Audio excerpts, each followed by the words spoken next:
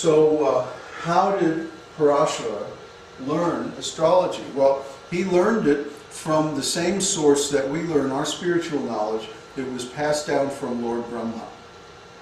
Remember, Bṛhad is the demigod, the co-creator demigod in the mode of passion.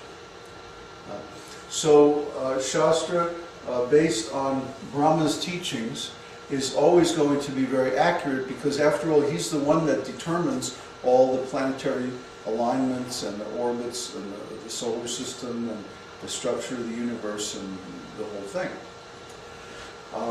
So basically, he received his wisdom from Brahma by disciplic succession, which is the way that Vedic knowledge is passed down. And because of that, this Bṛhad Parāśara Horā Śāstra is amazingly accurate. If you do predictive work or analytical work according to the knowledge in BPHS, you just get incredibly great results. I'm so impressed with it.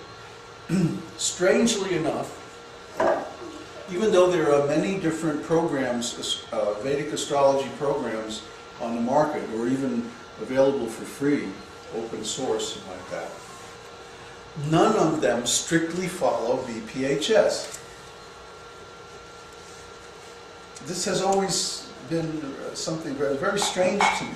I don't really understand it. You know, why people... Instead, they follow later authors who wrote commentaries on BPHS.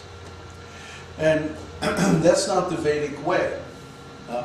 It's like if somebody else is writing and they contradict something that Parāśara says, by the process of disciplic succession, we would take the earlier author to be more correct. If some later author, because we know that since the time of Parāśara, human intelligence has decreased, not increased. The Vedic model is a model of devolution, not evolution. So we know that that people in Parāśara's time were much more intelligent than we are today. Therefore, in general, the principle is we take their word for it. Okay? And actually, I did a test on this.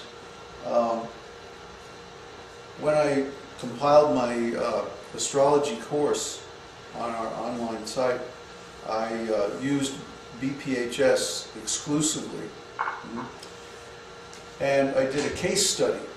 I took one person's chart and I did a complete analysis according to BPHS. And the person that I picked was Lord Chaitanya, who is the divine incarnation who is situated in our lineage only 500 years ago. And the chart that I came up with and the analysis that was generated by following BPHS was exactly spot on. I mean, there was not one reading that wasn't perfect. You know, it was just amazing. So I had to ask myself, well, why don't people just follow BPHS? Why do they do all this speculating and adjusting and, you know, tweaking to try to get it to work right? It already works right. You know, what are they talking about? Yeah, well, yeah, you're right, Florian. It's mental concoction. It's, you know, they're trying to think, well, we know better. Well, we've seen that before in ISKCON. We know better than Prabhupada. We don't have to follow his management instructions. So whenever that happens, it leads to disaster. And right now, the Vedic astrology scene in the West, especially, but even in India, is just a madhouse. I mean, it's just a disaster area. It's horrible because they're not following BPHS. They're following their own idea.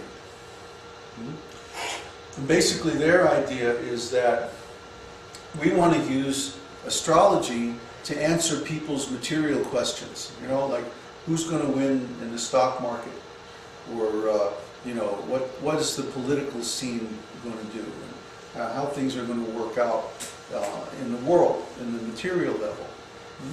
But that's not what astrology is for. In the Vedic system, astrology is for understanding a person's character and their karma. It's for understanding their spiritual position and how they can adjust their material position for the maximum spiritual benefit. It's not designed for what we call mundane astrology, or predicting what's going to happen in the material world.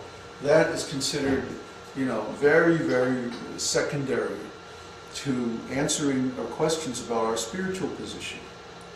So if that's what the Jyotish system was designed for, if we try to apply it to something else, of course we're going to have to tweak it and adjust it and you know, futz around with it and patch it up and try to get it to work because we're trying to do something it's not designed for. You know, it's like using a wrench as a hammer. You know, a wrench is not a hammer. And if we use it like that, sooner or later we're going to damage the tool. And this is exactly what's happened. The practice of astrology has become very much damaged. And now the astrologers are fighting with each other, basically trying to fix the blame. You know, but it's really their fault. Because when we use BPHS according to its original intentions, its original application, it works perfectly. So what's the problem? Well, the problem is that people are trying to do astrology instead of as a spiritual practice, a Vedanga, a limb of the Vedas. They're trying to make it into a business. They are trying to, make a livelihood by being an astrologer.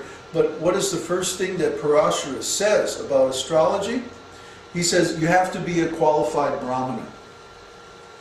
You have to be, in other words, a properly initiated Vedic priest following all the principles of Vedic life, and you have to be, your consciousness has to be on a spiritual platform. That's what a Brahmana is.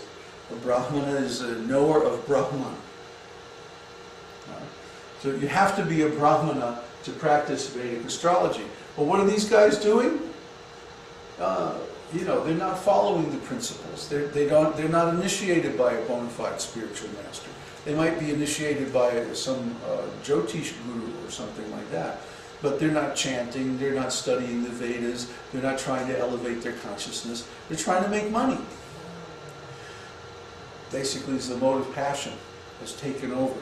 So whenever you take something that is meant to function in the mode of goodness, and instead you bring it into the mode of passion, well, what's going to happen is it's going to generate problems. You're going to create problems that you didn't have or that you really didn't need. Because you're taking a tool and using it for a different purpose than it's actually designed for. So this is what's happened to astrology. Astrology has become, what is it? Linda Lovelace's Love Notes. Or the teen astrology page of the day, That's not what this is about, people. So astrology, in short, has become perverted. Even Vedic astrology in the West, the way it's practiced, has become like a big commercial thing. So really, astrology, like yoga, has no meaning if we take it out of the context of the Vedic lifestyle and spiritual advancement and the whole process of spiritual life and like that. To make astrology work, it has to be in relationship with God. And if people just want to use it for mundane purposes, they're going to ruin it. And Parāśara warns against this.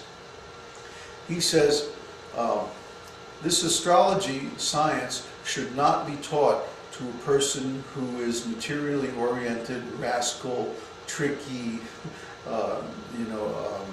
who doesn't respect his elders, who doesn't respect the guru, or who is dishonest. Okay? So that's the problem. The people who are practicing astrology don't meet that criteria. Instead, they're trying to make it into a business. They're trying to profit from it.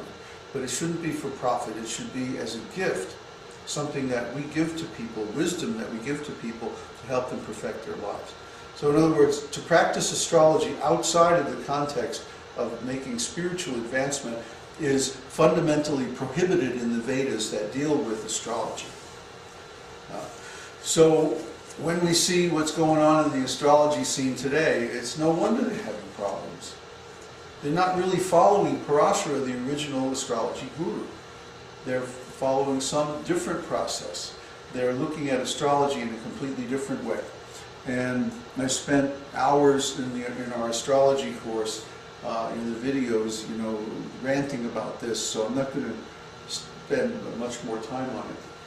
But I just wanted to say that one of the projects that we're working on, and hopefully